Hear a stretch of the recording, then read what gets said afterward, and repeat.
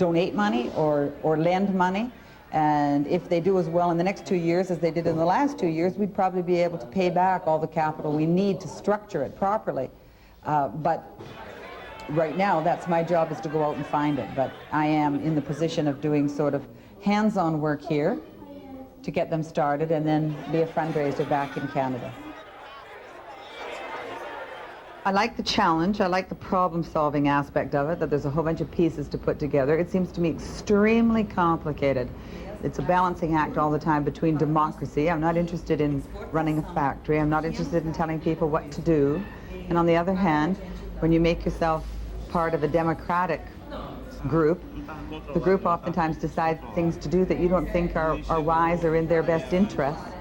And then the sort of Quaker in me comes out, I guess. I feel like we should talk all the way through the night until we come to some kind of consensus, which isn't always possible. Although actually, the decisions these people have made have been mostly along the lines of my own values with education in the forefront.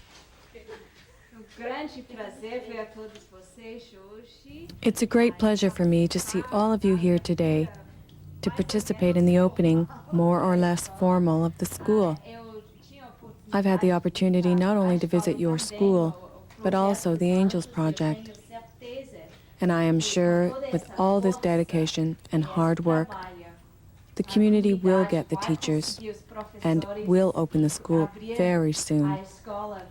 Good luck with all your future work. I am very impressed. And so far, everything is going very well.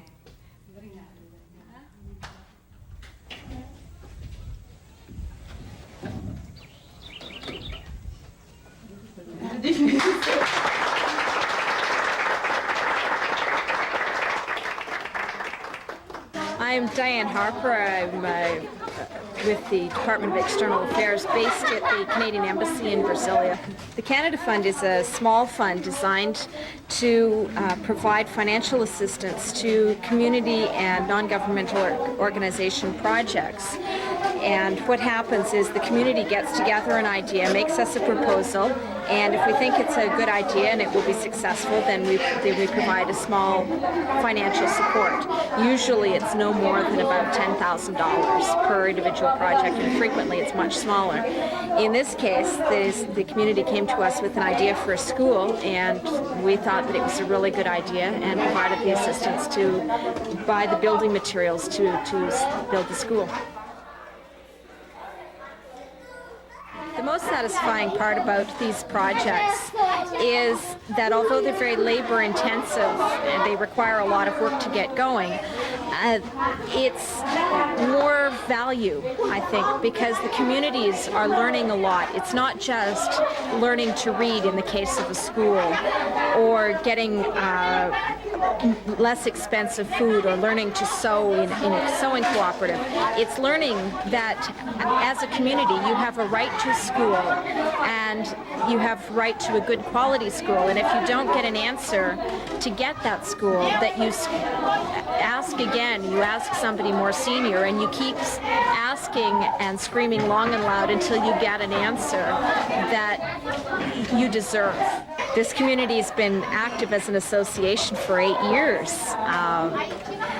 That's a fairly long time by Canadian standards for any community organization to keep up its energies. And here they've gone from a small school in a former chicken hut to a 3-story school with plans for a community health center. That's impressive. My first day at school was very good. It's important to read so you can learn how to catch a bus, learn how to get to work, and so you can learn how to get around in the city and get to know the world. I'm very moved and happy to see all the children in the school.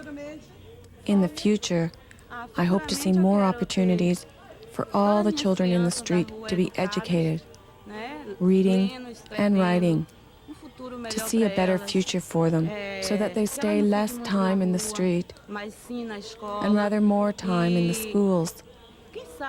And after this education, who knows, they might have a better life because of it.